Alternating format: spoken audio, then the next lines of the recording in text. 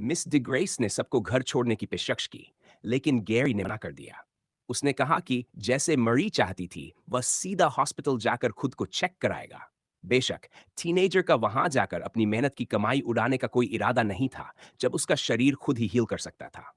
ऊपर से, जब तक वह वहां पहुंचता, वूंड शायद पूरी तरह गायब भी हो चुका होता। सच कहें तो, उसका नेचुरल हीलिंग किसी भी डॉक्टर से बेहतर ही काम करता। सबने तय किया कि कल क्लासेस और क्लब एक्टिविटीज खत्म होने के बाद वे पूल क्लब में मिलेंगे। उनका प्लान था कि हर दिन वहां मिलकर थोड़ी स्प्रिंग क्लीनिंग और फिजिकल वर्क करेंगे। घर लौटते वक्त गैरी एक कन्वीनियंस स्टोर पर रुका और अपने लिए जरूरी सामान के साथ साथ ढेर सारी चीजें उठा ली। क्या एमी को खाना बनाना भी आता है? गैरी ने सोचा। मम के दूर रहने के दौरान शायद मुझे ही सीखना पड़े। रिस्क नहीं लेते। पॉट नूडल्स और माइक्रोवेव फूड ही ले लेता हूं। पता है ये बेस्ट नहीं है, लेकिन घर जलाने से तो बेहतर ही है। उसने अपने पास मौजूद कैश को देखा। इससे वह कुछ समय तक हॉस्पिटल बिल्स भर सकता था, जिससे उसकी मां वहां रह सके और शायद रेंट भी निकल आए। लेकिन इसके अलावा बिल्स का एक पहाड़ था जिसे यह रकम किसी भी तरह कवर नहीं कर सकती थी। पैसों की चिंता अब भी उसके दिमाग में घूम रही थी। ये सारे इवेंट्स इनकम का कोई रिलायबल सोर्स नहीं लग रहे थे, और न ही इससे उतना कमाया जा सकता था जितना पहले। उसे वो सीन्स याद आए जो वह अक्सर इलाके में चलते हुए देखता था, जहां डिलिंक्वेंट स्टूडेंट्स दूसरे स्टूडेंट्स से पैसे एक्सटॉर्ट करते थे। लेकिन वह कभी वैसा इंसान नहीं बनना चाहता था। एक दिन मैं इतना अमीर बनूंगा कि हम में से हर एक के लिए पर्सनल शेफ रख सकूं, गैरी ने डे ड्रीम किया। बिना किसी चिंता के जो मन करे वो करना और सबसे टेस्टी फूड एंजॉय करना। शायद तब मैं नॉर्मल फूड भी एंजॉय कर पाऊं।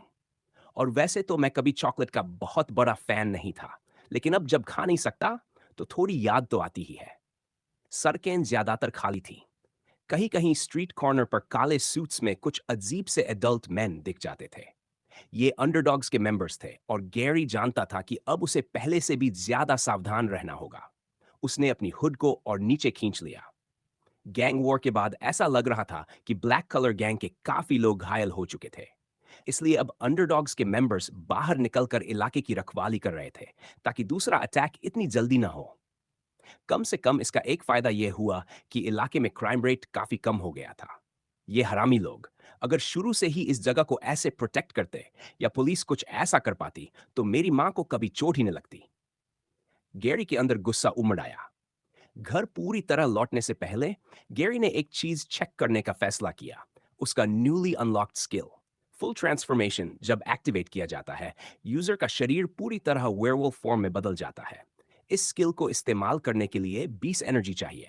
एक्टिवेशन के बाद यह स्किल हर मिनट 10 एनर्जी कंज्यूम करेगी।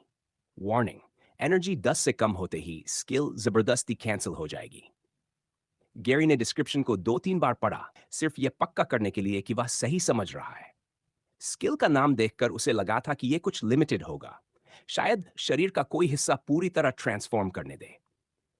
लेकिन उसे बिल्कुल उम्मीद नहीं थी कि यह उसे पूरी तरह वेयरवुल्फ में बदल देगा।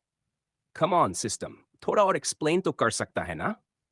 गैरी ने मन ही मन प्लीड किया, लेकिन हमेशा की तरह कोई जवाब नहीं मिला। मुझे ये तो जानना ही पड़ेगा कि मैं कॉन्शियस रहूंगा या बेहोश होकर ऑटो पायलट पर चला जाऊंगा। मुझे वाइल्ड फेरल बीस्ट बनने का कोई शौक नहीं है, खासकर तब जब ब्लेक की फैमिली मेरे पीछे पड़ सकती है। समझ रहा है ना? इसी पॉसिबिलिटी की वजह से गैरी अभी फुल ट्रांसफॉर्मेशन टेस्ट करने के लिए उतना ईगर नहीं था। हाँ, इतना साफ था कि यह फुल मून वाली फोर्स ट्रांसफॉर्मेशन से कुछ अलग जरूर होने वाली थी। एक तो इसमें साफ टाइम लिमिट दिख रही थी, जो उसकी एनर्जी से जुड़ी थी। अगर वह फुल एनर्जी के साथ स्किल एक्टिवेट करे, तो मैक्सिमम ड्यूरेशन शायद 9 मिनट के आसपास होगी। और अगर वेयरवुल्फ फॉर्म में रहते हुए उसने कोई और स्किल इस्तेमाल की, या एनर्जी कहीं और खर्च हुई, तो टाइम लिमिट और भी जल्दी खत्म हो जाएगी। मतलब, जब तक मैं उस स्टेट में लगातार खाता रहूं, तभी एनर्जी रिस्टोर होती रहेगी, गैरी ने सोचा। लेकिन ऐसी सिचुएशन जहां मैं विलिंगली आसपास के लोगों को खाने लगूं, उस बारे में सोचना भी नहीं चाहता। टॉम से मिली जानकारी के आधार पर फुल मून वाली रात वह काफी लंबे समय तक वेयरवुल्फ फॉर्म में रहा था, शायद सनराइज तक रहता। अगर उसकी एनर्जी इतनी तेजी से खत्म न हुई होती। वह मान रहा था कि बिली से लड़ते वक्त फाइटिंग और हीलिंग की वजह से एनर्जी इतनी तेज ड्रेन हुई।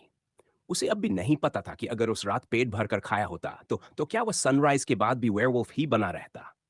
अगर कुछ भी कहूं तो इसे लास्ट रिजॉर्ट स्किल की तरह ही ट्रीट करना बेहतर होगा, गैरी ने सोचा। लेकिन तब भी मुझे ये जानना होगा कि सामने वाला इतना स्ट्रांग है कि मैं नॉर्मल तरीके से जीत ही नहीं सकता। क्योंकि अगर मैं पहले ही लड़ चुका हूं तो एनर्जी कम होगी और टाइम लिमिट और भी छोटी। और यही एकमात्र प्रॉब्लम नहीं थी। ये स्किल ये भी नहीं बताती कि फुल वेयरवुल्फ बनने पर मुझे किस तरह का बूस्ट मिलेगा। इंप्रूव्ड स्टैट्स कहाँ है? एक्सक्लूसिव वेयरवुल्फ स्किल्स कहाँ है? ये सारा शिज कहाँ है? गैरी झुंझलाया, लेकिन जवाब में सिर्फ सन्नाटा मिला। तभी उसने देखा कि अंडरडॉग्स का एक मेंबर सड़क पर उसके पास से गुजरा। उसका दिल जोर जोर से धड़कने लगा। कहीं उसने नोटिस कर लिया या सवाल पूछ लिया तो। गैरी चलता रहा और पास में एक एलीवे दिखी।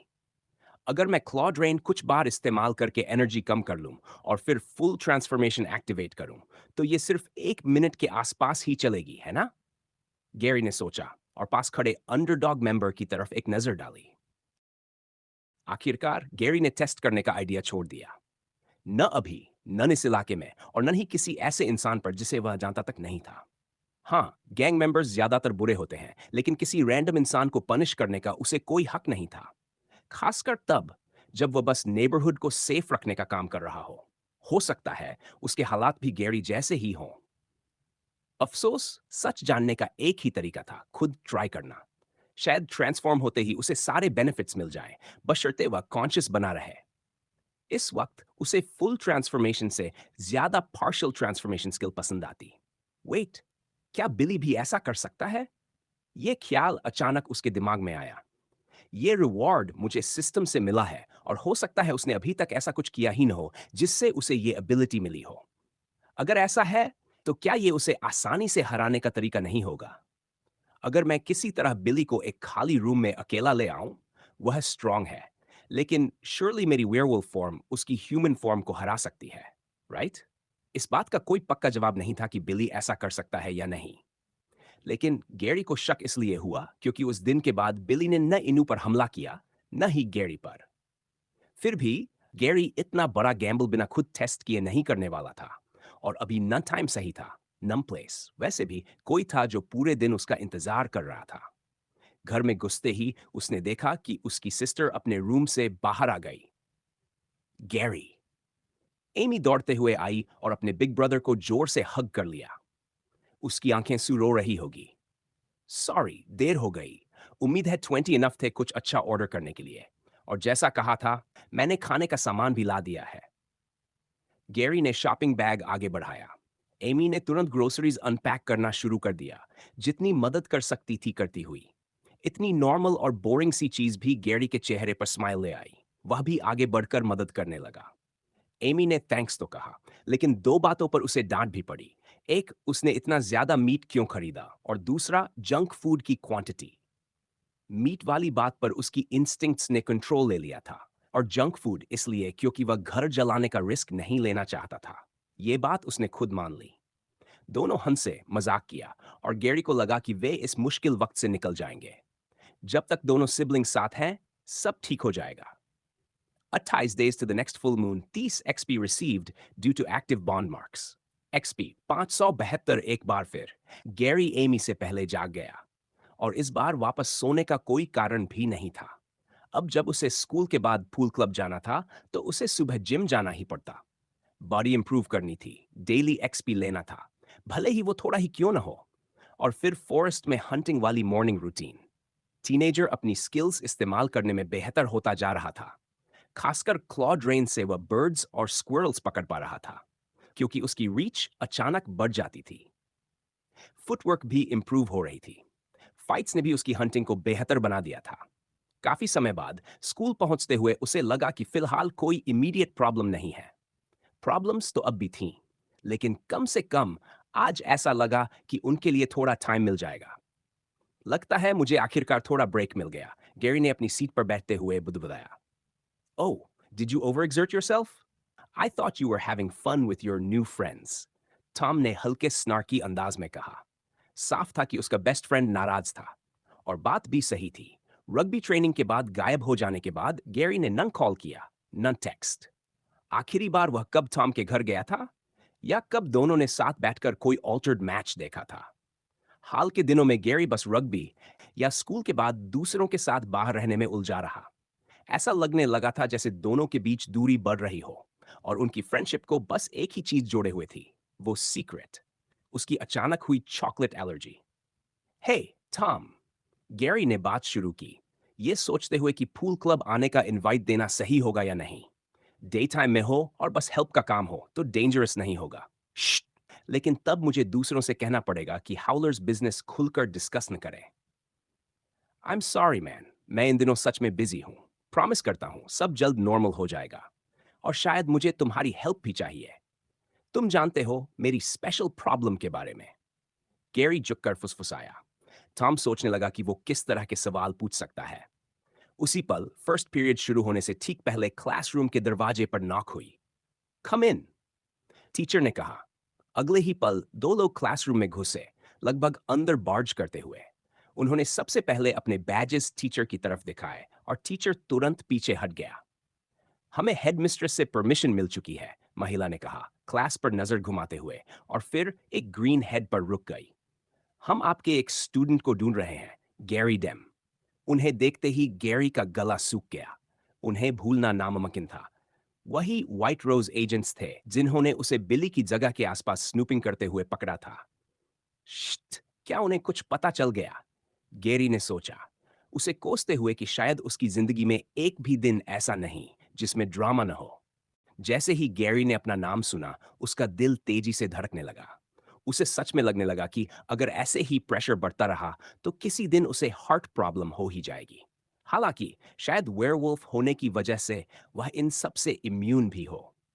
अगर वे बस किसी ग्रीन हेयर्ड टीनेजर को ढूंढ रहे होते तो बात अलग थी। लेकिन व्हाइट रोज के दोनों एजेंट्स ने उसे साफ नाम लेकर बुलाया था। जाहिर था कि पूरा क्लास उसी पल पलटकर उसे देखने लगा। गैरी को कभी भी इस तरह की अनवांटेड अटेंशन संभालनी नहीं आई थी। क्या तुम्हें लगता है ये स्टीवन वाली बात से जुड़ा है? सुना है उसकी माँ स्कूल केस करना चाहती थी कि गैरी को एक्सपेल क्यों नहीं किया गया। मे बी उसने कॉप्स बुला लिए हों? एक क्लासमेट ने धीरे से अपने बगल वाले से कहा। मुझे नहीं लगता। अगर ऐसा होता तो वो बहुत पहले आ जाते। स्कूल में पकड़ने की जरूरत नहीं थी। गैरी चैवली में रहता है ना? शायद हाल की किसी घटना के लिए उसका स्टेटमेंट चाहिए। दूसरे ने जवाब दिया। पर बैजेस देखे तुमने? ये नॉर्मल पुलिस नहीं है। व्हाइट रोज के लोग हैं। गैरी का अल्टर्ड से क्या रिलेशन हो सकता है? एक और वॉइस शामिल हो गई। वेयरवुल्फ बनने के बाद गैरी को आसपास की आवाजों को इग्नोर करने की आदत हो गई थी, लेकिन इस वक्त वह ऐसा नहीं कर पा रहा था। शायद सिचुएशन की वजह से वह बहुत फ्लस्टर्ड था, या फिर उसके सबकॉन्शियस में ये जानने की चाह थी कि लोग उसके बारे में क्या सोच रहे हैं। जो भी हो, ये सब बातें उसके दिमाग पर भारी पड़ रही थी। बस यही है, उन्होंने समहाउ पता लगा लिया है कि मैं बिली को जानता हूं। उन्होंने मुझे इससे लिंक कर दिया है। और इवन अगर नहीं भी किया तो मैं इससे कैसे निकलूंगा? मैं तो झूठ भी ठीक से नहीं बोल पाता। गैरी बुरी तरह पैनिक कर रहा था। तभी उसे अपनी पीठ पर किसी का हल्का सा टच महसूस हुआ। ड्यूड, सब ठीक होगा, टॉम ने फुसफुसाकर कहा। रिलैक्स कर। अगर उनके पास तुम्हें ले जाने लायक सॉलिड एविडेंस होता तो उन्हें हेडमिस्ट्रेस यंग से परमिशन लेने की जरूरत ही नहीं पड़ती। बस याद रखो, तुम्हें चुप रहने का राइट है। हाँ, इससे इन्वेस्टिगेशन बढ़ सकती है, लेकिन जो भी हो, उन्हें यह मत बताना कि तुम क्या हो। तुम्हें एमी का ध्यान रखना है, राइट? और तुम्हारी माँ हॉस्पिटल में है। यह सुनकर गैरी ने टॉम की तरफ देखा। उसके चेहरे पर एक सॉफ्ट स्माइल थी। उसे याद ही नहीं था कि उसने टॉम को अपनी माँ की हालत के बारे में कब बताया था। उससे भी ज्यादा हैरानी की बात यह थी कि टॉम को इतनी परवाह क्यों थी। लेकिन टॉम के वर्ड्स ने उसे हिम्मत दी। गैरी खड़ा हुआ और दोनों एजेंट्स के साथ चल पड़ा, जो उसे किसी दूसरे रूम में ले जाने वाले थे। गैरी, आखिर ऐसा किया तुमने कि व्हाइट रोज का ध्यान तुम पर गया? टॉम सोचने लगा। बिली से फाइट? वो लोग उस दिन आए थे, लेकिन उन्हें कैसे पता चलेगा कि गैरी भी वहां था? क्या सीन पर उसका ब्लड मिल गया? फाइल में उसका नाम कैसे आएगा? उसने तो कोई क्राइम नहीं किया। कम से कम जो मुझे पता है, क्या सूटकेस वाली बात से जुड़ा है, जिसने उसे वेयरवुल्फ बना दिया? उधर इनू भी गैरी को लेकर परेशान था। आखिर वो हाउलर्स का लीडर था। अगर वो ट्रबल में फंस गया तो सबके लिए प्रॉब्लम हो जाएगी। इनु को समझ नहीं आया कि क्या करे, इसलिए उसने उसी इंसान को मैसेज भेजा जो शायद इस सिचुएशन में कुछ कर सकता था। 2 व्हाइट रोज एजेंट्स क्लास में आए हैं और उन्होंने स्पेसिफिकली गैरी को बुलाया है। Thought I should let you know. खाई क्लास में बैठा था, मिसेस बेडफोर्ड की बोरिंग क्लास शुरू होने का इंतजार करते हुए, जब उसका फोन वाइब्रेट हुआ। मैसेज पढ़ते ही वह चौंक गया और अचानक खड़ा हो गया। क्लास अभी ऑफिशियली शुरू नहीं हुई थी, तो उसने एक्सक्यूज बनाकर कहा कि उसे रेस्टरूम जाना है। अभी ही क्यों? श्ट, क्या मैं कल सही था? क्या गैरी सच में ऑल्टर्ड है या कुछ और अगर है, तो क्या ये लोग बस सस्पेक्ट कर रहे हैं या फिर अंडरडॉग्स तक उसे लिंक कर चुके हैं? दोनों ही केस में ये बहुत बड़ा ट्रबल हो सकता है। मुझे कुछ करना होगा। हॉलवे से गुजरते हुए सेडी और फ्रैंक गैरी के दोनों तरफ चल रहे थे। उन्होंने नोटिस किया कि वह असामान्य रूप से क्वाइट था। क्रिमिनल्स को पकड़ते वक्त ये कॉमन बात थी, लेकिन लास्ट टाइम मिलने पर गैरी इतना बोलता था कि उन्हें लगा था ये अलग होगा। नर्वस मत हो, फ्रैंक ने साइलेंस तोड़ते हुए कहा। हम तुम्हें अरेस्ट करने नहीं आए हैं, बस कुछ क्वेश्चंस पूछेंगे। हम ब्रंटन्स के अपार्टमेंट ब्लॉक्स में मिल चुके हैं, उसी से रिलेटेड बात आगे बढ़ाएंगे। ओके, हाँ, ठीक है, गैरी ने ऑलमोस्ट कांपती आवाज में जवाब दिया। साफ था कि वह कुछ छुपा रहा है। हालांकि एजेंट्स को जरा भी आइडिया नहीं था कि वह जितना छुपा रहा है वो उनकी सोच से कहीं ज्यादा है। हॉलवे से गुजरते वक्त वे बाकी क्लासरूम्स की विंडोज के पास से निकले। स्टूडेंट्स क्यूरियस होकर देख रहे थे कि 2 वेल ड्रेस्ड एडल्ट्स एक हाई स्कूल स्टूडेंट को क्यों ले जा रहे हैं। कुछ पॉइंट कर रहे थे, कुछ बातें कर रहे थे। तभी एक और स्टूडेंट ने गैरी को पहचान लिया। ये लोग, ब्लेक ने सोचा, व्हाइट रोज एजेंट्स को पहचानते हुए गैरी के पीछे क्यों पड़े हैं? क्या उन्हें पता चल गया कि वो ऑल्टर्ड है? मुझे नहीं, मुझे इन्वॉल्व नहीं होना चाहिए। उसने अपने हाथ में पेंसिल को जोर से पकड़ लिया। क्लास में सब लोग बाहर देख रहे थे, गैरी के बारे में बातें कर रहे थे। सब सुनते सुनते ब्लेक की पेंसिल उसके हाथ में टूट गई। नहीं, मुझे जानना होगा, ऑल्टर्ड हंटर्स के लिए। जब सबका ध्यान बटा हुआ था, ब्लेक चुपचाप बाहर निकला और ट्रियो के पीछे पीछे चलने लगा। आखिरकार उसने देखा कि वे टीचर्स लाउंज में घुस गए, जो इस समय खाली ही होना चाहिए था। ब्लेक हॉलवे से आगे बढ़ा और बगल वाले रूम, प्रिंटर रूम में चला गया। उसने अपना कान डोर से लगाया, कॉन्वर्सेशन सुनने की कोशिश की, लेकिन आवाज बहुत मफल थी। अगर यहीं रुका रहा तो मैं भी पकड़ा जाऊंगा। तभी ब्लेक की नजर विंडो पर गई। उसने उसे धीरे से खोला। बाहर एक लेज थी जो टीचर्स लाउंज की विंडो तक जाती थी। ये एक ऑप्शन था। फिर उसने सीलिंग की तरफ देखा। शायद ऊपर से जाने का कोई रास्ता हो। जो भी हो, आज वो जानकर ही रहेगा कि उस रूम में क्या हो रहा है। ठीक है, जब तक ये ऑल्टर्ड हंटर्स के लिए है, ब्लेक ने खुद को कन्विंस किया। रूम के अंदर कई डेस्क्स थे, कंप्यूटर्स ऑन थे, पेपर्स फैले थे, लेकिन कोई टीचर मौजूद नहीं था। फर्स्ट पीरियड शुरू हो चुका था, इसलिए सभी टीचर्स अपनी क्लासेस में थे। राइट साइड की एक टेबल साफ की गई थी और 3 चेयर्स रखी थी, 2 एक तरफ और एक अकेली दूसरी तरफ। प्लीज बैठ जाइए गैरी, हमें खुशी है कि आप कोऑपरेट कर रहे हैं, सेडी ने कहा, उसे काम करने की कोशिश करते हुए। गैरी बैठ गया, अपने हाथ साइड में रखे हुए। वह नहीं चाहता था कि उन्हें पता चले कि उसके हाथ कितने कांप रहे हैं। क्या आप अपने हैंड्स टेबल पर रख सकते हैं? फ्रैंक ने रिक्वेस्ट की। हमें उन्हें न देखना थोड़ा अनसेटलिंग लगता है। आप वैसे टाइप के नहीं लगते, लेकिन हमने ऐसे लोगों से डील किया है जिन्होंने कुछ छुपाया हुआ था। गैरी ने बिना बहस के अपने हाथ टेबल पर रख दिए। वह बस यही सोच रहा था कि ऑर्डर्स फॉलो करे और जो पूछा जाए उसका जवाब दे। उम्मीद थी कि मामला उतना सीरियस न निकले जितना उसे लग रहा था। ऑलराइट, सेडी ने कहा, टेबल के बीच में रिकॉर्डर रखते हुए। बस बता दें कि यह कॉन्वर्सेशन स्कूल कैमरा से रिकॉर्ड हो रही है और इस डिवाइस से भी। और शुरू करने से पहले आपको आपके राइट्स बताए जाते हैं। इन्वेस्टिगेशन शुरू हो चुकी थी और गैरी समझ गया था, इस बार मामला सीरियस है। उसे यकीन नहीं था कि वह इस बार अकेले इससे निकल पाएगा। व्हाइट रोज एजेंट द्वारा उसके राइट्स पढ़े जाने ने यह बात और पक्की कर दी कि गैरी वाकई बहुत सीरियस सिचुएशन में फंस चुका था। उसे समझ ही नहीं आ रहा था कि खुश हो या नहीं कि दोनों एजेंट्स कानूनी तरीके से आगे बढ़ रहे थे और सामने रखा रिकॉर्डर भी उसी का हिस्सा था। जैसा टॉम ने कहा था, वो लोग उसे सस्पेक्ट की तरह ट्रीट कर रहे थे। सवाल बस इतना था, इस बात का सस्पेक्ट बिली की वजह से या फिर किसी और चीज के लिए। दोनों व्हाइट रोज एजेंट्स बैठ चुके थे। सेडी अब उसे पहले से कहीं ज्यादा अग्रेसिव नजरों से घूर रही थी। जैसे ही मामला ऑफिशियल हो गया, वो साफ उस टाइप की लगती थी जिसे सवाल जवाब करने से बेहतर किसी से जबरदस्ती इंफॉर्मेशन निकलवाना ज्यादा पसंद हो। फ्रैंक पिछली बार की तरह गुड कॉप बना हुआ था, चेहरे पर हल्की फ्रेंडली स्माइल, लेकिन उसका शरीर सेडी से थोड़ा दूर झुका हुआ था, मानो वो खुद भी उससे डरता हो। उन्होंने कहा कि मैं अटर्नी बुला सकता हूं, लेकिन मेरे पास किसी का नंबर ही नहीं है। क्या सच में जरूरत है? श्श्ट! अगर मैंने कुछ बहुत गलत बोल दिया तो?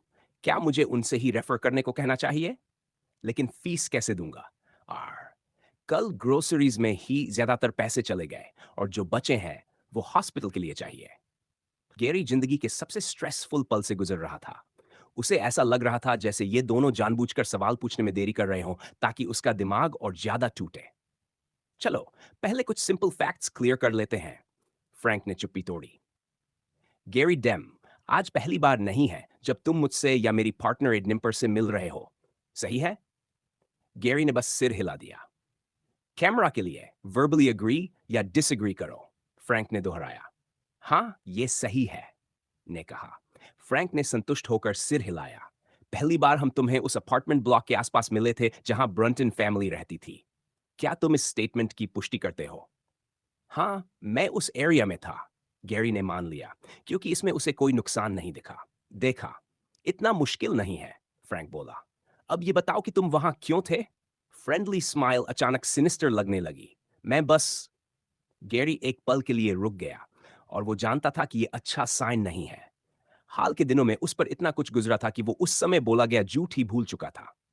यही तो प्रॉब्लम थी झूठ बोलने की, उन्हें याद भी रखना पड़ता है, और गैरी इस काम का आदी नहीं था। फिर भी उसी छोटे से पॉज ने उसे सोचने का मौका दे दिया। व्हाइट रोज उससे क्या जानना चाहते थे? कंस्ट्रक्शन साइट वाले गैंगस्टर्स, अंडरडॉग्स, कैरोकी प्लेस में जो हुआ था? लेकिन नहीं, इन सब में से किसी के लिए नहीं।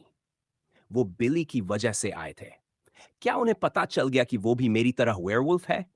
नहीं, ज्यादा से ज्यादा उसे वुल्फ टाइप ऑल्टर्ड मानते होंगे। फिर मेरे पास क्यों आए? अगर मैं टॉम की बात मानूं और उस टॉपिक को अवॉइड करूं तो शायद सब ठीक हो जाएगा। शायद। क्या हम ये बेवकूफी भरे गेम्स बंद कर सकते हैं? सेडी बीच में ही बोल पड़ी। तुम वहां बिली से मिलने गए थे, है ना? और कौन सा रीजन हो सकता है, ये जानते हुए भी कि वहां मर्डर हुआ है? उस वक्त तुमने कहा था कि तुम उसे नहीं जानते, लेकिन अब हमें पता है कि वो झूठ था। तो सच क्यों नहीं बता देते? ये सुनकर गैरी के दिमाग में अचानक एक आइडिया आया। वो वैसे भी झूठ बोलने में बहुत खराब था, तो क्यों ना सच ही बोल दे। हाँ, कुछ हैवी डिटेल स्किप करेगा, लेकिन बाकी सब, आखिरकार वो भी तो विक्टिम ही था। सबसे बड़ी बात, एक चीज ऐसी थी जिसे ट्रेस करना लगभग इम्पॉसिबल था, जब तक बिली खुद न मिल जाए। ये फैक्ट कि बिली की सुपरनैचुरल पावर्स की वजह वही था। ठीक है, गैरी ने आखिरकार कहा, मुझे माफ कर दीजिए कि मैंने झूठ बोला कि मैं उसे नहीं जानता, लेकिन सच में मैं उसे बेयरली जानता हूं। मैं उससे बस एक बार मिला था उस ट्रेजेडी से पहले, और और मुझे पूरा यकीन है कि अब वो मेरी जान के पीछे पड़ा है। कुछ रीजंस की वजह से वो मुझसे बहुत पिस्ट है, और मैं उसे ढूंढकर बात करना चाहता था। उसके वर्ड्स सच्चे लग रहे थे। इस बार उसकी आवाज पहले जितनी कांप नहीं रही थी। लेकिन फ्रैंक ने यह नोटिस कर लिया कि गैरी कुछ डिटेल्स छोड़ रहा था। क्या वो इलीगल फाइटिंग रिंग्स में शामिल होने की बात से डर रहा था, या फिर मामला इससे कहीं ज्यादा गहरा था? एक टीनेजर के लिए ऐसा डरना नॉर्मल था, लेकिन व्हाइट रोज एजेंट्स को उस बात से कोई फर्क नहीं पड़ा। जब तुम कहते हो कि तुम बिली को जानते थे, क्या वो? फ्रैंक अचानक रुक गया। उसे एक ठंडी हवा का झोंका महसूस हुआ। उसने ऊपर देखा। खिड़की थोड़ी खुली हुई थी। उसे याद नहीं था कि अंदर आते वक्त वो खुली थी या नहीं। फिर भी उसने सवाल जारी रखा। देखो, अगर बात बिली बस्टर की है तो हमें ग्रीन फैंग के साथ उसकी फाइट के बारे में पहले से पता है। तो बेहतर है कि तुम पूरा सच बता दो, गैरी। डिनाई करने की कोशिश मत करो। हमने कल विशियस ट्विंस के खिलाफ फाइट देखी थी, और वहां मौजूद लोगों से सवाल जवाब भी किया है। आखिरी बार बिली को किसी ने देखा था, वो किसी के डेब्यू के दौरान ही था। गैरी का दिल फिर से उछलकर गले तक आ गया। ये सच्चाई के बहुत करीब पहुंच रहे थे। उन्हें अंडरग्राउंड फाइट्स के बारे में पता है, और वो कल वहां थे भी। अगर उन्हें पता चला कि आखिरी बार बिली मेरे साथ देखा गया था, तो वो मुझे उससे जोड़ देंगे। अगर आपको इतना पता है, गैरी ने फ्रस्ट्रेटेड लगने की कोशिश करते हुए कहा, तो ये भी पता होना चाहिए कि मैं उसे असल में जानता ही नहीं। मुझे बस कोइंसिडेंटली उन फाइट्स के बारे में पता चला था और मुझे पैसे चाहिए थे। बस यही है। मैं सच में उससे सिर्फ एक बार ही मिला था। मुझे क्या पता था कि वो साइको निकलेगा। उसने अपने पेरेंट्स को मारा और अब वो उन सब के पीछे पड़ा है जिनसे वो फाइट हारा था। मैंने पूछताछ की है। वो यूनिवर्सिटी स्टूडेंट भी उनमें से एक था और हाई स्कूल वाला भी। इसका मतलब वो मेरे पीछे भी है। प्लीज आपको मेरी मदद करनी होगी। ये जवाब पैनिक में था, लेकिन इसमें उसका डर भी पूरी तरह सच्चा था। दोनों व्हाइट रोज एजेंट्स ने एक दूसरे की तरफ देखा। कहानी फिट बैठ रही थी। प्लान प्लॉजिबल लग रही थी। बेशक उन्हें और इन्वेस्टिगेट करना पड़ेगा। ये कोइंसिडेंस है या गैरी ने कुछ ऐसा बताया है जो पुलिस को भी नहीं पता था। अगर ये सच हुआ, तो शायद वो ग्रीन हेयर्ड टीनेजर को बिली के लिए ट्रैप की तरह भी इस्तेमाल कर सकते थे। उसी पल सेडी को फिर से अपनी टांग में दर्द महसूस हुआ। उसने हल्के से उसे सहलाया। आमतौर पर उसे फर्क नहीं पड़ता था, लेकिन ऑल्टर्ड होने के बावजूद किसी इंजरी का इतना समय तक ठीक न होना अजीब था। और उससे भी ज्यादा अजीब यह था कि यह दर्द फिर से गैरी के सामने ही उभरा। बिल्कुल वैसे ही जैसे कल उसकी मैच के दौरान हुआ था। हमें यह वेरीफाई करना होगा कि तुम जो कह रहे हो वो सच है या नहीं, सेडी ने कहा। फिर भी कुछ चीजें अभी भी अनक्लियर हैं। असल में हमें यहां किसी और किलिंग की वजह से बुलाया गया था, जो किसी ऑल्टर्ड ने की थी। लेकिन हमें शक है कि वो किलर बिली नहीं है। या तो बिली अपने हिट लिस्ट से हटकर रैम्पेज पर निकल पड़ा है, या फिर अगर मेरी सस्पिशन सही है, तो स्लो में दो ऑल्टर्ड किलर्स हैं। ये कहते हुए सेडी ने बिली की फोटो मेज पर रखी और फिर उंगली सीधे गैरी की तरफ उठा दी। व्हाइट रोज के यहां आने की दूसरी वजह यही थी, ये पता लगाना कि कहीं वो दूसरा ऑल्टर्ड किलर गैरी तो नहीं। ब्लेक ने कुछ पल के लिए सोचा कि क्या वेंट्स का इस्तेमाल करके अंदर की बातें सुनी जा सकती हैं, लेकिन शोर ज्यादा होने की वजह से उसने ये आइडिया तुरंत ड्रॉप दिया। आखिरकार यंग ऑल्टर्ड हंटर ने अपने ओरिजिनल प्लान पर ही टिके रहने का फैसला किया। उसने बाहर झांक कर देखा। वहां कोई स्टूडेंट नहीं था। टीचर्स लाउंज और प्रिंटर रूम दोनों ही मेन रोड की ऑपोजिट डायरेक्शन में थे। इसलिए किसी को यह गलतफहमी नहीं होने वाली थी कि वो सुसाइड अटेम्प्ट कर रहा है और चिल्लाकर हंगामा मचा दे। कम से कम उसकी लोकेशन रिवील नहीं होने वाली थी। ब्लेक ने खिड़की खोली और विंडो सिल पर उतर गया। उंगलियों के बल लटकते हुए उसने अपनी स्ट्रॉन्ग ग्रिप स्ट्रेंथ का पूरा फायदा उठाया। यह मुझे मेरे बचपन की ट्रेनिंग याद दिला रहा है। अब तक तो मुझे भी नहीं पता था कि ये स्किल्स किसी ऑल्टर्ड से लड़ने में कैसे काम आएंगी, लेकिन अभी के लिए तो ये काफी हैंडी साबित हो रही हैं।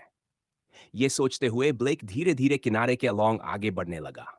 उसकी टांगे हवा में झूल रही थी। थोड़ी देर में उसने देखा कि जिस विंडो सिल पर वो था और जिस विंडो में गैरी बैठा हुआ था, उनके बीच एक गैप था। ब्लेक के चेहरे पर जरा भी परेशानी नहीं दिखी। उसने अपने शरीर को आगे पीछे झुलाया और सही मोमेंट पर एज छोड़ दी। हाथ आगे बढ़ाते हुए उसने दूसरी सिल पकड़ ली और कसकर थामे रखा।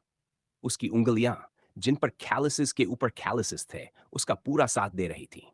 अब वो सही जगह पर था। बस अब उसे अंदर की बातें सुननी थी। प्रॉब्लम यह थी कि यहां से भी वर्ड्स साफ साफ सुनाई नहीं दे रहे थे। आखिरकार ब्लेक ने धीरे से एक हाथ ऊपर उठाया और बाहर से खिड़की तक पहुंचाया। तीसरी मंजिल पर होने के बावजूद उसने हेजिटेशन नहीं दिखाई। एक हाथ से खुद को थामे रखते हुए उसने खिड़की को बस थोड़ा सा और खोल दिया। अब जाकर अंदर की सारी बातें साफ सुनाई देने लगीं।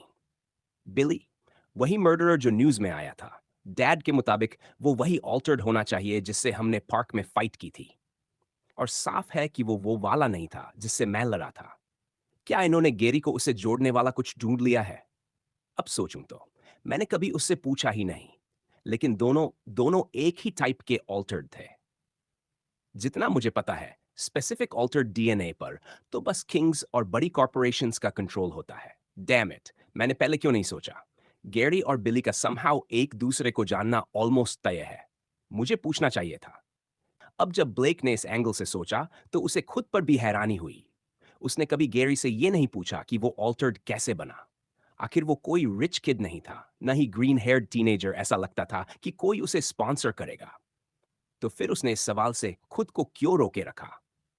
अगर बात सिर्फ ऑल्टर्ड हंटर्स की प्रोटेक्शन की होती, तो क्या वो सच में स्कूल की दीवार से लटका हुआ यहां होता? दो ऑल्टर्ड किलर्स? क्या आप सीरियसली कह रही हैं? सेडी के सीधे इशारे के बाद गैरी फिर से नर्वस हो गया। न्यूज़ में तो ऐसा कुछ रिपोर्ट ही नहीं हुआ। फुल मून वाली रात हमारी बिली ब्रंटन से उसकी ऑल्टर्ड फॉर्म में मुठभेड़ हुई थी। सेडी ने कामली समझाना जारी रखा। उस फाइट के दौरान हमें उसके ब्लड के ट्रेसेस मिले। लैब के मुताबिक वही ट्रेसेस ब्रंटन फैमिली, उस हाई स्कूल स्टूडेंट और यूनिवर्सिटी स्टूडेंट के केसेस में भी मिले। लेकिन कुछ और मर्डर्स ऐसे भी थे जहां उसके ट्रेसेस नहीं थे। हालांकि उन सब केसेस में एक और कॉमन डिनोमिनेटर था। ये कहते हुए सेडी ने और फोटोज निकालकर टेबल पर रखी। पहली फोटो कंस्ट्रक्शन साइट के उन 3 आदमियों की थी। फिर बैरी की तस्वीर एलीवे में और बाद में हॉस्पिटल में। उसके बाद कुछ और फोटोज भी सामने आई। गैरी ने ध्यान से देखा। बाकी लोगों को वो पहचान नहीं पाया और वो बेहद राहत महसूस कर रहा था कि कैरो की प्लेस की कोई फोटो नहीं थी। ऐसा लग रहा था कि वो उसकी ट्रेल फॉलो नहीं कर रहे थे, बल्कि एक मर्डर ट्रेल को। इन सभी सीन्स पर एक ही तरह का ब्लड पाया गया। सेरी बोली, और कल तुम्हारी लिटिल परफॉर्मेंस देखने के बाद हमें रीजन मिला है ये मानने का कि बिली की तरह तुम भी एक अनरजिस्टर्ड ऑल्टर्ड हो। गुड न्यूज ये है कि इसे क्लियर करना बहुत आसान है। तुम्हें बस एक वॉलंटरी ब्लड टेस्ट के लिए अग्री करना होगा। सेडी मुस्कुराई जैसे उसने अपने सस्पेक्ट को कॉर्नर कर लिया हो। मैं क्या करूं? मैं इन्हें अपना ब्लड नहीं दे सकता। गैरी का दिमाग तेजी से चलने लगा। मुझे नहीं पता ब्लड टेस्ट में मैं ऑल्टर्ड साबित होऊंगा या नहीं, लेकिन अगर इन्होंने मेरा ब्लड ले लिया तो वो बेरी, कंस्ट्रक्शन साइट और खरेओकी क्लब सब कुछ मुझसे लिंक कर देंगे। अगर मुझे लॉकअप कर दिया गया तो एमी बिल्कुल अकेली रह जाएगी। गैरी ने कमरे में चारों तरफ देखा, ये पक्का करने के लिए कि वहां कोई और तो नहीं है। मैं पहले भी मार चुका हूं। अगर अभी फुल ट्रांसफॉर्मेशन यूज कर लूं, जब तक ये गार्ड डाउन है, शायद शायद मैं बच निकलूं। लेकिन क्या मैं फिर से किल कर पाऊंगा? मुझे करना होगा, ये मेरे फैमिली के लिए है। उसी वक्त विंडो सिल से लटका हुआ ब्लेक सब सुन चुका था। उसने भी सोचा कि उसे क्या करना चाहिए। आखिरकार वो इस नतीजे पर पहुंचा कि वो कुछ भी नहीं कर सकता। गैरी का सीक्रेट न रिवील करके वो पहले ही काफी कर चुका था। अगर दूसरा अपने ट्रैक्स छुपाने में फेल हुआ तो वो उसकी रिस्पॉन्सिबिलिटी थी। तभी दरवाजा खुला और ब्लीच ब्लॉन्ड बालों वाला एक टीनेजर पूरे कॉन्फिडेंस के साथ अंदर आया। सॉरी, अगर आप किसी टीचर को ढूंढ रहे हैं तो कहीं और ट्राई कीजिए, फ्रैंक ने न्यूकमर को लेक्चर देने के अंदाज में कहा। यह रूम अभी यूज में है। मुझे पता है, काई ने कामली कहा। मैं उसके लिए आया हूं। अपर क्लासमैन को देखकर गैरी के अंदर उम्मीद की एक लहर दौड़ गई। सबसे बड़ी राहत यह थी कि अब उसे 2 व्हाइट रोज एजेंट से लड़कर जानलेवा गैम्बल लेने की जरूरत नहीं पड़ेगी। मुझे पता है आपने क्या किया, खाई ऐसे बोला जैसे वो पुलिस को ही डांट रहा हो। गैरी, तुम्हें कुछ भी बोलने की जरूरत नहीं है, ये तुम्हें पता है, राइट? तुमने बात सिर्फ इसलिए एग्री की होगी ताकि ये लोग तुम्हें छोड़ दें। वॉलंटरी ब्लड टेस्ट यूं ही नहीं कहलाता, खाई ने आगे कहा। ये तुम्हें फोर्स नहीं कर सकते। इसके लिए इन्हें जज से वारंट चाहिए।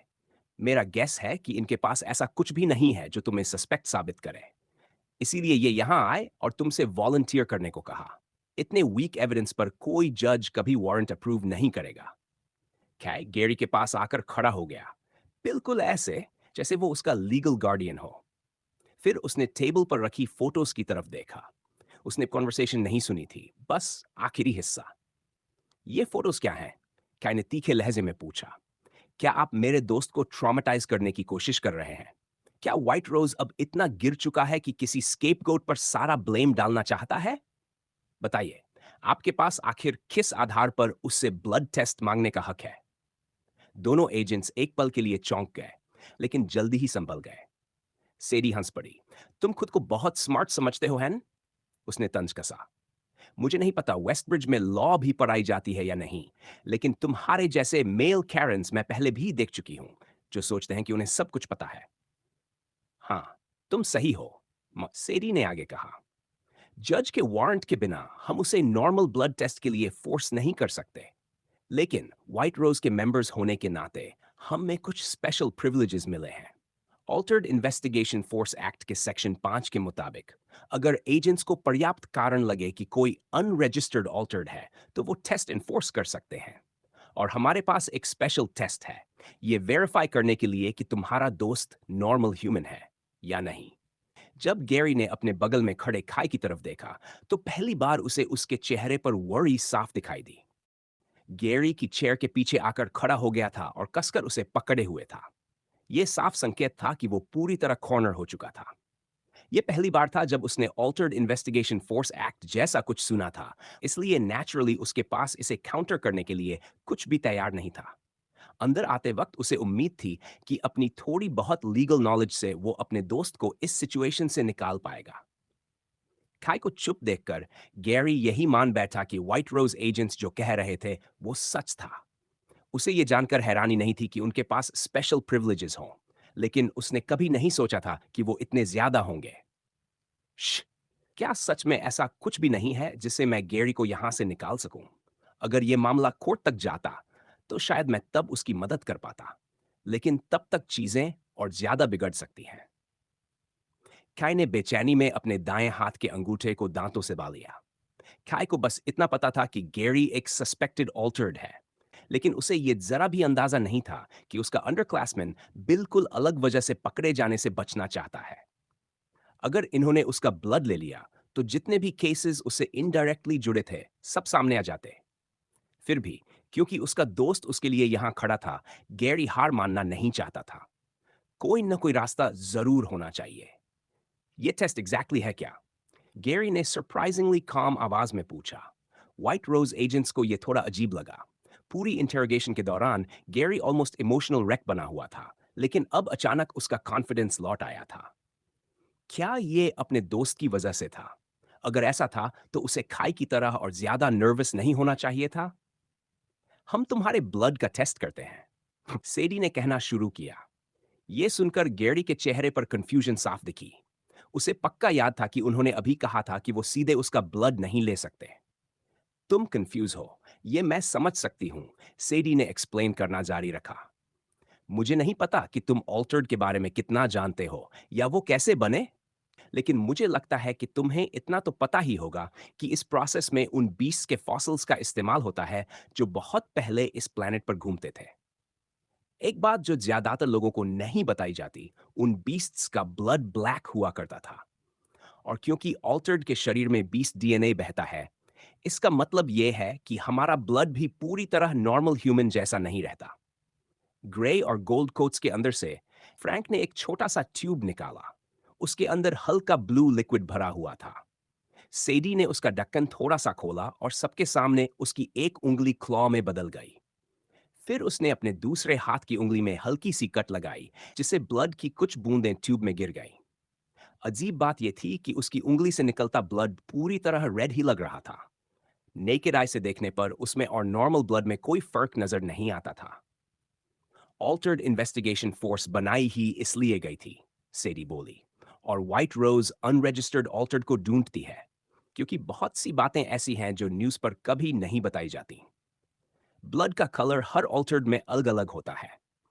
मेरे केस में फर्क ज्यादा नजर नहीं आता, लेकिन कुछ ऑल्टर्ड में ब्लड इतना डार्क हो जाता है कि इस टेस्ट की भी जरूरत नहीं पड़ती।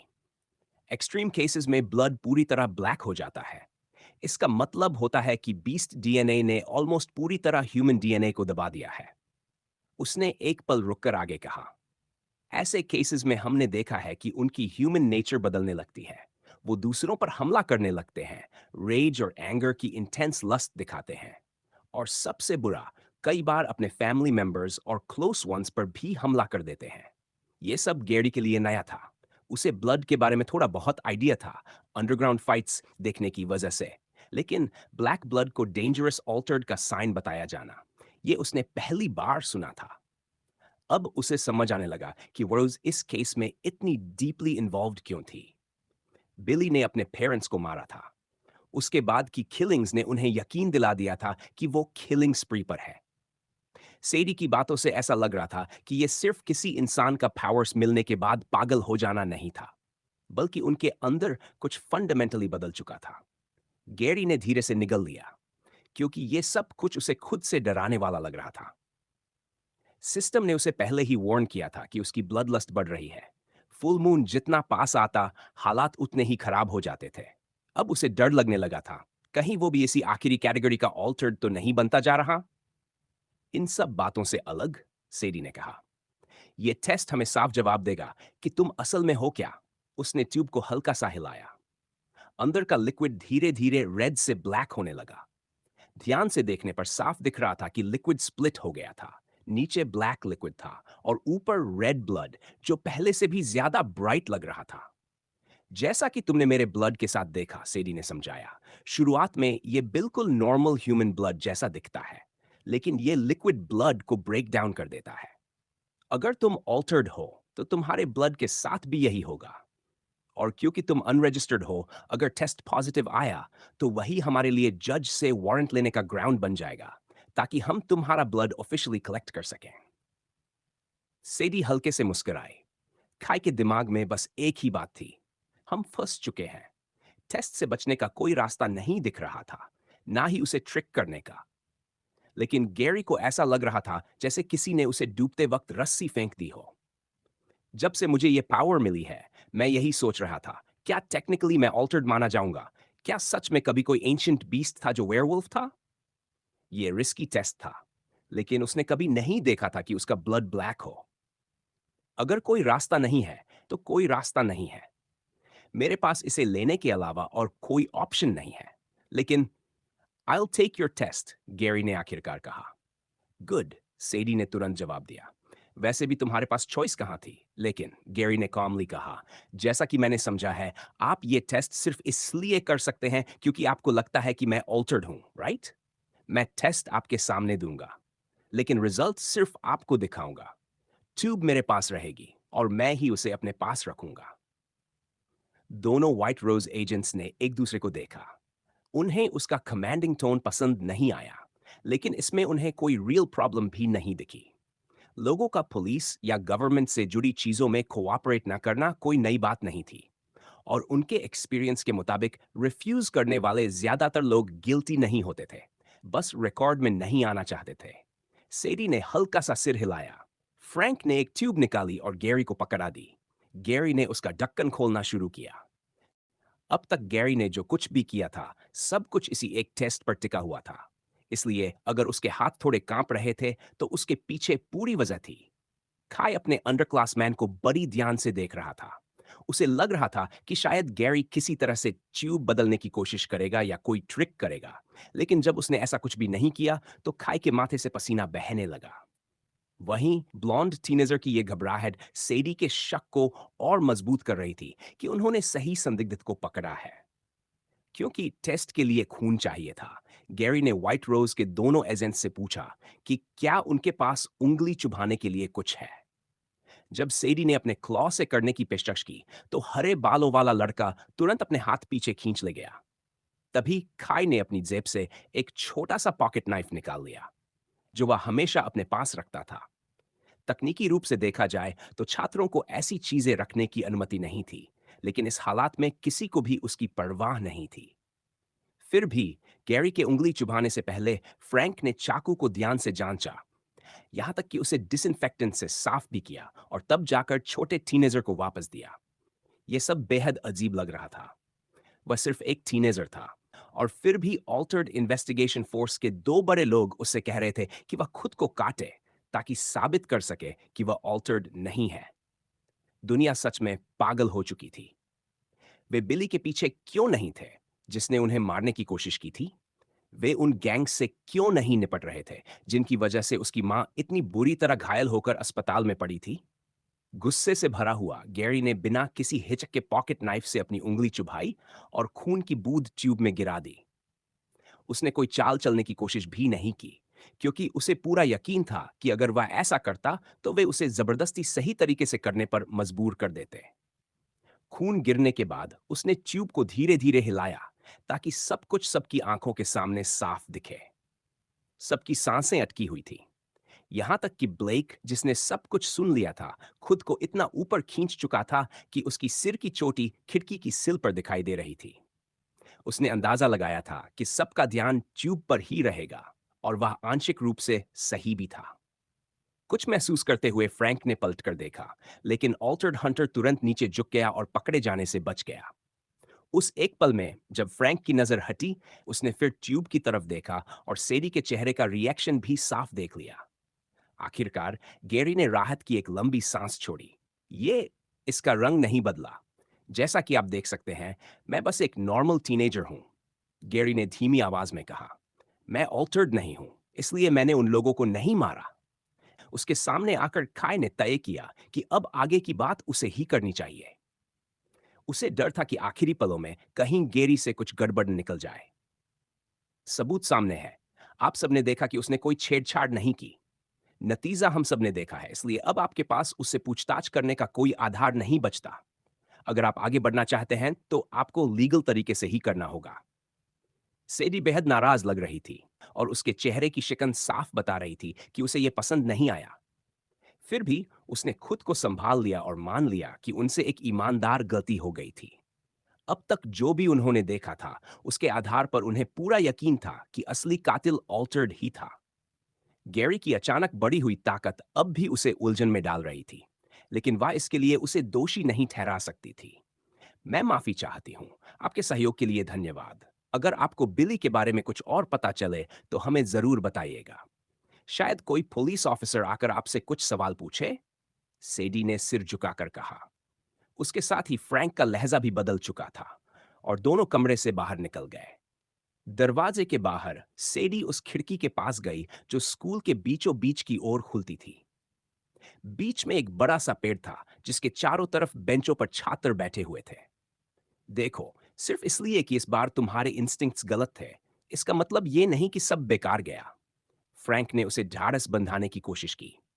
हम अब भी उसे बेट की तरह इस्तेमाल कर सकते हैं। और अगर उस बच्चे की बात सच है, तो हमें शायद पता चल गया है कि बिली अगली बार कहां वार करेगा। सेडी ने खिड़की के बाहर झुककर देखा, फिर सीधा होकर खड़ी हो गई।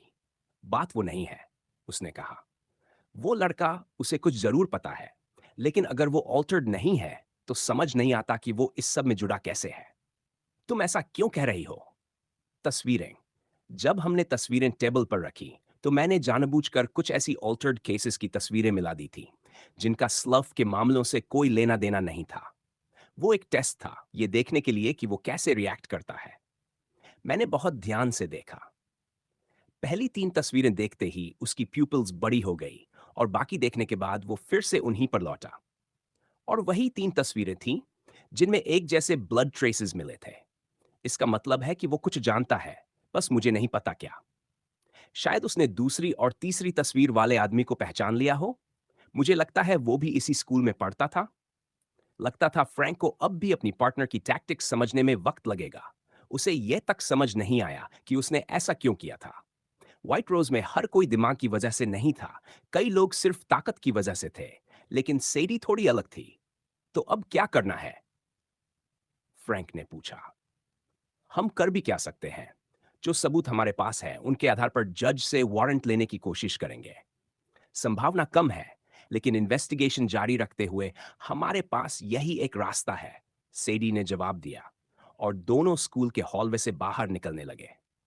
कमरे के अंदर खाई और गैरी जल्दी जल्दी उसकी उंगली पर प्लास्टर लगा रहे थे, ताकि कहीं भी खून न गिरे।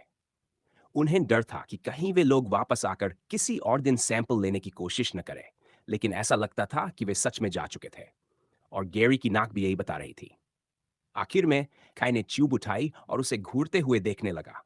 खून पूरी तरह लाल था, काले रंग का नामो निशान तक नहीं था। क्या तुमने उन्हें ट्रिक किया? खाई ने आखिरकार पूछा। नहीं, बिल्कुल नहीं।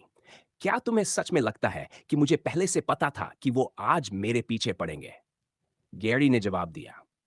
वह अपनी सीट पर बैठा हुआ था और उसे ऐसा लग रहा था जैसे वह टेस्ट देने से ज्यादा थक गया हो। ये एक ऐसा अनुभव था जिसे वह दोबारा कभी नहीं झेलना चाहता था। खाई अब भी ट्यूब को हाथ में पकड़े हुए था। खून को देखते हुए उसके दिमाग में बस एक ही सवाल था। गैरी, अगर तुम ऑल्टर्ड नहीं हो, तो फिर तुम हो क्या? गैरी का सिर झुका हुआ था और किसी वजह से उसके लिए एक और कदम आगे बढ़ाना बेहद मुश्किल हो रहा था। हाल ही में जिस बोर्डेड अप जगह का मालिकाना हक ग्रुप ने लिया था, उसके बाहर ही वह रुका खड़ा था। वह आगे क्यों नहीं बढ़ पा रहा था, यह बात गैरी खुद भी ठीक से नहीं समझ पा रहा था। शायद इसलिए क्योंकि वह किसी खास शख्स का सामना करने से बच रहा था। क्यों? मुझे इतना गिल्टी क्यों फील हो रहा है? हरे बालों वाला टीनेजर दोनों मुट्ठियां कसते हुए सोचने लगा। गैरी, अगर तुम ऑल्टर्ड नहीं हो तो फिर तुम हो क्या? जब काई ने अचानक उससे यह सवाल पूछा था तो गैरी ने उस पल वही जवाब दिया था जो उसे सबसे नेचुरल लगा। तुम क्या मतलब ले रहे हो? मैं क्या हूं? मैं इंसान हूं, बिल्कुल तुम्हारी तरह। तुम्हारे हाथ में जो ट्यूब है वो काली नहीं है, तो क्या इससे यह साबित नहीं होता कि मैं ऑल्टर्ड नहीं हूं? हाई स्कूलर ने घबराई हुई मुस्कान के साथ जवाब दिया था। काय ने कुछ नहीं कहा, बस ट्यूब से गेरी की तरफ देखा, फिर गेरी से ट्यूब की तरफ। लेकिन उसका अंडर क्लासमैन उसके चेहरे पर उभरा दर्द साफ देख सकता था। समझ गया, तो यही तुम्हारा जवाब है। तुम अब भी मुझे ऐसे ही देखते हो। काय ने एक लंबी सांस छोड़ी, ट्यूब को टेबल पर रखा और कमरे से बाहर निकल गया।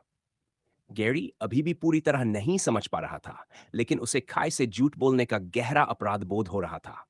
शायद उसे ऐसा लग रहा था कि उसने किसी तरह उसका भरोसा तोड़ दिया है। उसी दिन, जब उसे सबसे ज्यादा किसी की मदद की जरूरत थी, उसका सीनियर सामने आया था। इतना ही नहीं, वेयरवुल्फ बनने के बाद से काय ने कई बार उसकी मदद की थी। और गैरी ने उस एहसान का बदला कैसे चुकाया? सीधे उसके मुंह पर झूठ बोलकर। उसे पहले से ही लग रहा है कि कुछ तो गड़बड़ है। लेकिन काय, मुझे माफ करना। जब भी मैं इसके बारे में कुछ कहना चाहता हूं, शब्द मेरे मुंह से निकल ही नहीं पाते। मुझे डर लगता है। डर कि अगर मैंने सच बता दिया तो शायद शायद तुम मुझे धोखा दे दोगे। और सिर्फ मुझे ही नहीं, इससे मेरे आसपास के सब लोग भी प्रभावित हो सकते हैं। व्हाइट रोज के जाने के बाद स्वाभाविक ही था कि क्लासमेट्स गेरी के पीछे पड़ गए। आखिर एजेंट्स उसे क्लास से बुलाकर क्यों ले गए थे? चूंकि वह हथकड़ी लगाकर बाहर नहीं ले जाया गया था और वापस क्लास में आ गया था, तो सबने मान लिया कि उससे किसी और केस को लेकर पूछताछ हुई होगी। हैरानी की बात नहीं थी कि गेरी का किसी को कुछ बताने का मन नहीं था। उसने तय कर लिया था कि अब वह और झूठ नहीं बोलेगा। लेकिन फिर उसे टॉम का सामना करना पड़ा। ब्रेक के दौरान उसने सच बता दिया, कम से कम आंशिक सच। उसने टॉम को बताया कि व्हाइट रोज ने उसे बिली से जोड़ने की कोशिश की थी, लेकिन ब्लड टेस्ट के बाद उन्होंने मान लिया कि वह कातिल नहीं है। एक बार फिर यह पूरा झूठ नहीं था, लेकिन फिर भी उसने सच का एक बड़ा हिस्सा छुपा लिया था। तो क्या तुम अंदर आओगे या पूरा दिन यहीं खड़े रहने का इरादा है? पीछे से एक जानी पहचानी आवाज आई। मुड़कर देखने पर गैरी ने ऑस्टिन फॉस्टर को देखा, वही बड़ा सा स्टूडेंट जिससे वह पिछले दिन लड़ा था। लगता था कि उसने सच में यह बात दिल से कही थी कि अगर हरे बालों वाला लड़का उसे हरा दे तो वह ज्वाइन करेगा। अब हाउलर्स के लीडर होने के नाते उसके पास बाहर खड़े रहने का कोई बहाना नहीं था। दोनों साथ में पूल क्लब के अंदर गए। अंदर इनु, खाई, मरी और मिस डिग्रेस पहले से ही काम में जुटे हुए थे। हर किसी के हाथ में सफाई का सामान था और पीछे कई सारे बॉक्स रखे थे, शायद बार के लिए मंगवाए गए नए ऑर्डर्स। एक पल के लिए गैरी और काय की नजरें मिली, लेकिन गैरी ने तुरंत नजरें हटा ली। गैरी और इन्नू एक ही क्लास में थे, इसलिए उसे पता चल ही गया था कि पिछली बातचीत के बाद से गैरी उससे थोड़ा बच रहा है। लगता है तुम दोनों आखिरकार आ ही गए, काय ने अपनी यूजुअल ग्रिन के साथ कहा। पहला काम है इस जगह को साफ करना। ध्यान रखना, यहाँ नीडल्स, कांच और न जाने क्या क्या पड़ा है, तो ग्लव्स जरूर पहनना। जब सफाई हो जाएगी तब बाकी चीजें सेट करेंगे। फिर ज्यादा देर नहीं लगेगी बिजनेस शुरू होने में। तो बकेट उठाओ और लग जाओ काम पर। दोनों ने वैसा ही किया। जगह काफी बड़ी थी और हालत भी खराब, इसलिए अंदाजा लगाया गया कि सिर्फ सफाई में ही कई दिन लग जाएंगे। शायद ऑफिशियल ओपनिंग से पहले कुछ हफ्ते, और उसके बाद भी इसे सिर्फ बार से ज्यादा कुछ बनाने के लिए और इम्प्रूवमेंट्स चाहिए होंगी।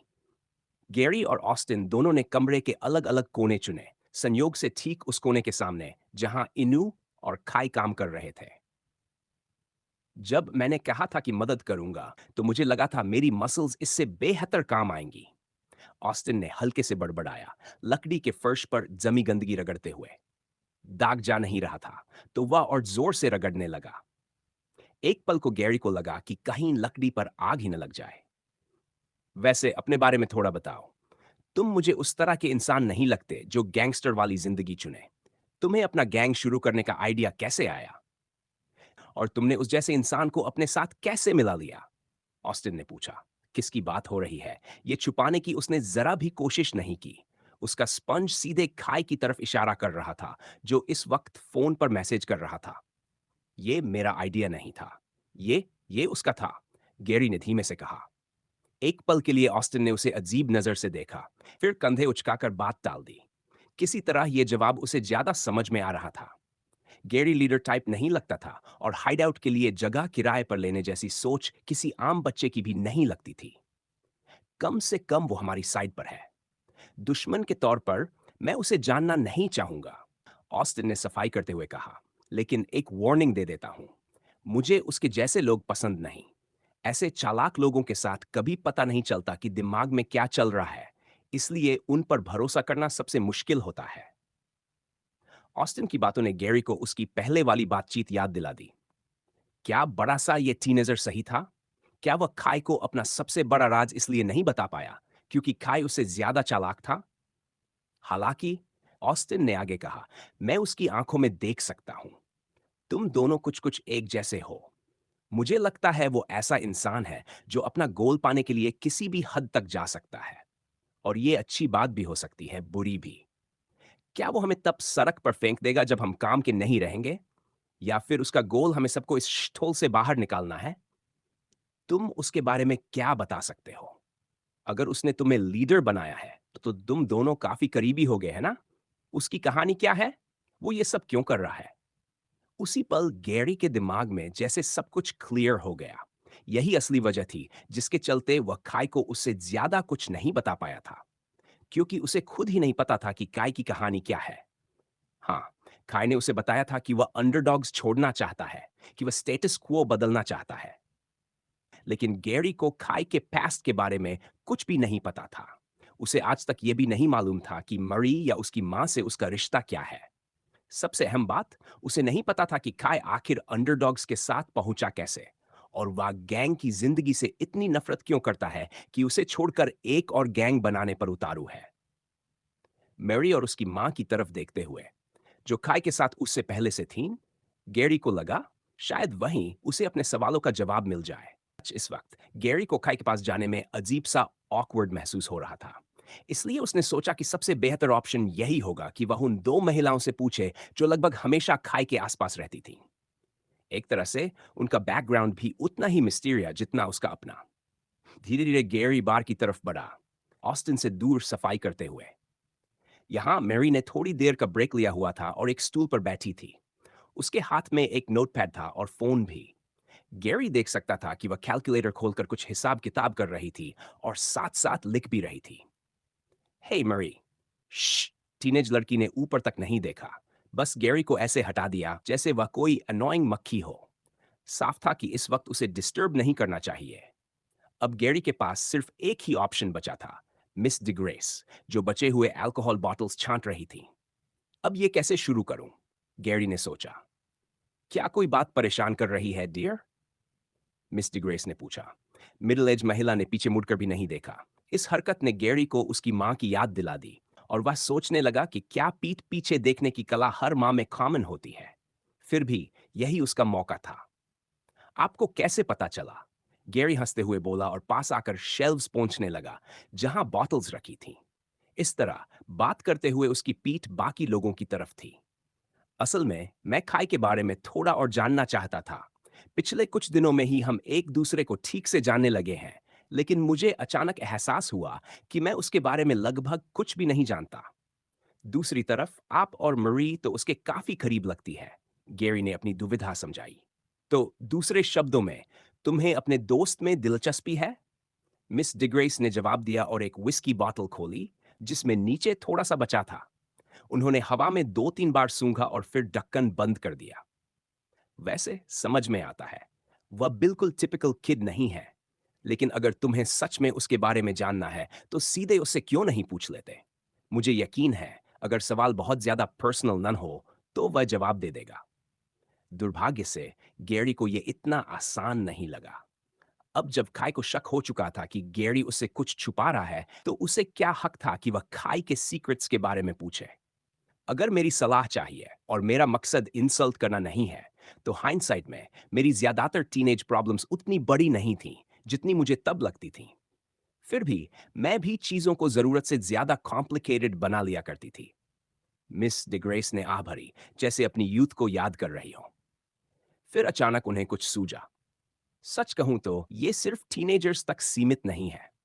कई बार मुझे लगता है अगर दुनिया के लोग बस आपस में थोड़ा ज्यादा खुलकर बात करें, अपने फीलिंग्स, अपनी परेशानियों के बारे में, तो शायद आसपास के लोग हमारी सोच से कहीं ज्यादा मदद कर सकें।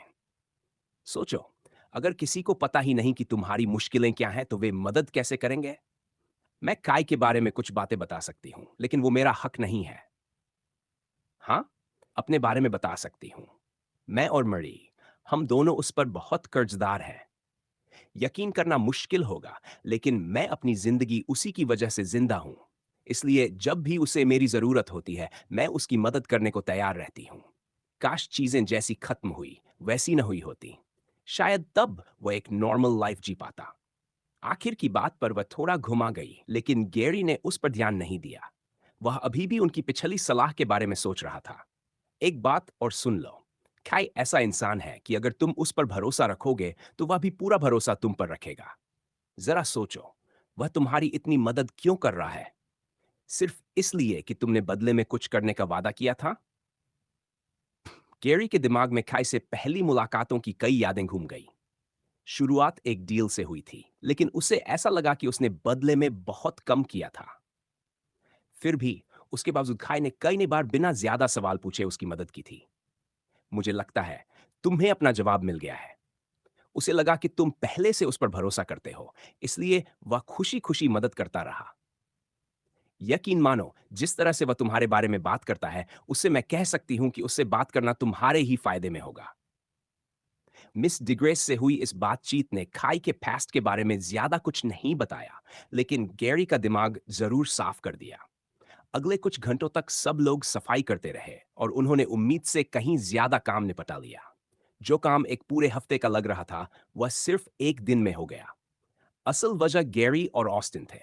गैरी के पास जैसे एंडलेस स्टेमिना था। वह एक ही पेस में लगातार काम करता रहा। साथ ही वह एक्स्ट्रा मेहनत कर रहा था, मानो अपनी बेवकूफी की सजा खुद को दे रहा हो। ऑस्टिन के मामले में, जब उसने गैरी को इतनी मेहनत करते देखा, तो वह उससे पीछे नहीं रहना चाहता था। नतीजतन उसने भी पूरी ताकत लगा दी और बराबरी भी कर ली। ग्रेट जॉब एवरीवन, काई ने खुश होकर कहा। इसी स्पीड से बस 2-3 दिन और लगेंगे और हम बिजनेस शुरू करने के करीब पहुंच जाएंगे। खिड़कियों में थोड़ा टाइम लगेगा, लेकिन तब तक इसे प्राइवेट क्लब की तरह चला सकते हैं। सब लोग निकलने लगे और मिस डिग्रेस ताला लगाने ही वाली थी कि गैरी ने कहा कि उसे खाई से कुछ कहना है। मिडिल एज महिला ने कोट पहना, थम्स अप दिया और उसे खीस पकड़ा दी। मैरी अपनी मां से पहले जा चुकी थी। अब पुराने पूल क्लब में सिर्फ 2 लोग बचे थे। आई एम सॉरी, गैरी के मुंह से सबसे पहले यही निकला। आज पूरा दिन मुझे अर्लियर वाली बात की वजह से बहुत बुरा लग रहा था। आपने मेरी इतनी मदद की है, इसलिए मैंने तय किया कि मैं आपको सच बताना चाहता हूं। दोनों के बीच एक पल की खामोशी छा गई।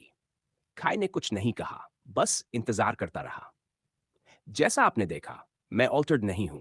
कम से कम मुझे तो ऐसा नहीं लगता। लेकिन मुझे लगता है कि मैं पूरी तरह इंसान भी नहीं रहा हूं। वो सूटकेस याद है जो गायब हो गया था? वही जिसकी वजह से अंडरडॉग्स मेरे पीछे पड़े हैं? मैं मजाक नहीं कर रहा, लेकिन उसके अंदर जो भी था, उसने मुझे एक डब वेयरवुल्फ बना दिया। गैरी ने आखिरकार सब उगल दिया। ये कहते हुए उसने सिर झुका लिया, डरते हुए कि सामने वाला क्या रिएक्शन देगा। जब उसे हल्की सी हंसी सुनाई दी, तो उसने ऊपर देखा। खाई के चेहरे पर एक बड़ी सी ग्रिन थी। गैरी, मैं तो भरोसा करता हूं तुम्हारी हर बात पर। पार्क में बिली के साथ जो हुआ, उसके बाद से मुझे अंदाजा था। लेकिन टेस्ट और तुम्हारी कन्फेशन से पहले ये सब सिर्फ क्रेजी लग रहा था। तुम वेयरवुल्फ हो, ऑल्टर्ड नहीं। ये मेरी उम्मीद से 1000 गुना बेहतर है। और अब क्योंकि तुमने मुझसे सच कहा है, मुझे लगता है हम आगे बढ़ने के लिए तैयार हैं। मेरे पास तुम्हारे लिए एक छोटा सा गिफ्ट है। एक हफ्ता बीत चुका था और आखिरकार अगला वीकेंड आ गया। इस पूरे हफ्ते में असल में ज्यादा कुछ हुआ ही नहीं। अंडरडॉग्स अब भी उसी इलाके में थे और गैरी शुक्रगुजार था कि इस वजह से कोई नई लड़ाई नहीं हुई। इसी कारण वो एक्सपी गेन करने की कोशिश भी नहीं कर पाया। फिर भी गैरी के दिमाग में उतनी चिंता नहीं थी जितनी आमतौर पर रहती थी। पहली बात, अगली फुल मून आने में अभी करीब 3 हफ्ते थे। दूसरी बात, उसकी मां की हालत अब स्टेबल हो चुकी थी। भले ही उसमें कोई सुधार नहीं हुआ था, लेकिन कम से कम हालत बिगड़ी भी नहीं थी। काई जो बिजनेस हाउलर्स के लिए शुरू करने वाला था, उस पर काम स्मूथली चल रहा था और वो जल्द ही ओपन होने वाला था। इसके अलावा उन दोनों ने अपनी मिसअंडरस्टैंडिंग भी क्लियर कर ली थी, जिससे वो और करीब आ गए थे। उसका व्हाइट रोज एजेंट्स या पुलिस फोर्स से भी कोई नया सामना नहीं हुआ। कुल मिलाकर उसका स्ट्रेस लेवल लगभग एक नॉर्मल टीनेजर जैसा हो गया था। हाँ, पैसे की चिंता तो अब भी दिमाग में थी, लेकिन माँ का हॉस्पिटल बिल चुका देने के बाद फिलहाल उसे इसकी ज्यादा फिक्र नहीं करनी पड़ रही थी। इस मामले में खाई ने उसे भरोसा दिलाया था कि जैसे ही बिजनेस चलने लगेगा, उन्हें अंडरग्राउंड फाइट्स पर डिपेंड नहीं रहना पड़ेगा। Name Gary Dame, XP 847, health 100, energy 115। आज का दिन काफी ब्राइट और शाइनी था। गैरी अपने बेस्ट फ्रेंड का इंतजार कर रहा था, जिसे उसने पिछले कुछ दिनों में काफी निग्लेक्ट कर दिया था। इंतजार करते हुए वो अपने सिस्टम को चेक कर रहा था, ये देखने के लिए कि वो स्ट्रांग बनने से कितना दूर है। पैसों के अलावा एक बड़ी समस्या थी जो अब भी उसके दिमाग के पीछे घूम रही थी। कुछ समय से उसके बारे में न्यूज में कुछ नहीं आया था, लेकिन वो पहले ही एक से ज्यादा लोगों को मार चुका था। ओमेगा वुल्फ अभी तक सिर्फ उन्हीं लोगों को मार रहा था जिनसे से उसे पर्सनल ग्रजेस थे, लेकिन ये कब तक चलेगा कोई नहीं जानता था। जितना ज्यादा वक्त बीता, उतना ही ज्यादा चांस था कि और मौतें हो और वो और भी पावरफुल बन जाए। मैं आखिरकार आ गया, लेकिन क्या सच में ये सब जरूरी है? टॉम ने पूछा जब वो दो शॉपिंग बैग्स में भरा हुआ खाना लेकर पहुंचा। उसकी पीठ पर एक बड़ा बैकपैक भी था। हाँ, ट्रस्ट मी, हमें ये सब चाहिए होगा, गैरी ने जवाब दिया, अपना हिस्सा उठाते हुए। उसके पास भी खाना था और उसका अपना बैकपैक भी। इसके बाद दोनों पार्क के पास वाले जंगल की तरफ बढ़ गए। हालांकि गैरी ने अब तक ये नहीं बताया था कि आज का प्लान क्या है। दोनों जंगल के अंदर काफी गहराई तक चले गए। जगह देखकर ही टॉम हर बार किसी जानवर की आवाज पर चौंक जाता था। फुल मून वाली रात के बाद वो कभी जंगल में नहीं गया था। भले ही ये वही जंगल नहीं था जहां उन पर अटैक हुआ था, फिर भी उसे डर लग रहा था। वो बस इस सोच से खुद को संभाल पा रहा था कि दिन के वक्त ये जगह रिलेटिवली सेफ होगी। वाह, भगवान का शुक्र है कि तुम वैम्पायर नहीं हो, वरना इतनी धूप में तो तुम अब तक धूल बन चुके होते, टॉम ने मजाक किया। गैरी को ये जोक्स बिल्कुल पसंद नहीं आ रहे थे। वो वैम्पायर नहीं था, लेकिन उसे नहीं पता था कि वेयरवुल्फ होना कोई बेहतर बात है भी या नहीं। फिर भी उसने कुछ कहा नहीं। वो अपने बेस्ट फ्रेंड को अच्छी तरह जानता था। ये उसका खोप करने का तरीका था। ये ट्री ठीक रहेगा और मुझे लगता है हम अब काफी दूर आ चुके हैं, गैरी ने कहा, एक बड़े और मोटा नेने वाले पेड़ की तरफ इशारा करते हुए, जिसकी चौड़ाई लगभग एक इंसान की ऊंचाई जितनी थी। अब तो बता दोगे कि हम यहां कर क्या रहे हैं? टॉम ने हांफते हुए पूछा। गैरी के उलट उसके पास एंडलेस स्टेमिना नहीं था और फिजिकली फिट होना कभी भी उसकी पहचान नहीं रही थी। गैरी ने मोटी चेन्स का एक सेट निकाला। जितनी मोटी वो खरीद सकता था, उतनी मोटी। टॉम अपने साथ एक मजबूत लॉक भी लाया था, जैसा गैरी ने कहा था, जो उसने अपने पेरेंट्स के स्टोरेज यूनिट से उधार लिया था। मैं अपनी वेयरवुल्फ फॉर्म में बदलने की कोशिश करने वाला हूं, गैरी ने आखिरकार कहा। मुझे पता है ये क्रेजी लगता है, लेकिन मुझे इसे कंट्रोल करना सीखना होगा, टॉम। अगर मैं इसे कंट्रोल कर पाया, तो शायद हमें अगली फुल मून की चिंता नहीं करनी पड़ेगी। और इससे मैं उस दूसरे ओमेगा वुल्फ को भी रोक पाऊंगा, इससे पहले कि वो फिर से अटैक करे। रोकना? रोकना से तुम्हारा मतलब क्या है? क्या तुम कह रहे हो कि तुम उसे मारने वाले हो, गैरी? टॉम ने हैरानी से पूछा। गैरी ने तुरंत जवाब नहीं दिया। उसकी खामोशी ही सब कुछ कह रही थी। टॉम, मैं अब और झूठ नहीं बोलना चाहता। सच यह है कि उसी ने उसे बनाया था, मैंने। स्कूल के बाहर मेरी एक फाइट हुई थी और उस फाइट में मैंने उसे काट लिया था। उसी वजह से वो भी वेयरवुल्फ बन गया। अब समझ रहे हो, जो कुछ भी उसने किया है, उसकी जिम्मेदारी मेरी है। उस दिन तुम लोग जिस खतरे में पड़े थे, वो मेरी वजह से था। और जो लोग मरे हैं, वो भी मेरी वजह से। इसलिए मुझे उसे रोकना ही होगा। हाँ, चाहे इसके लिए मुझे उसे मारना ही क्यों न पड़े।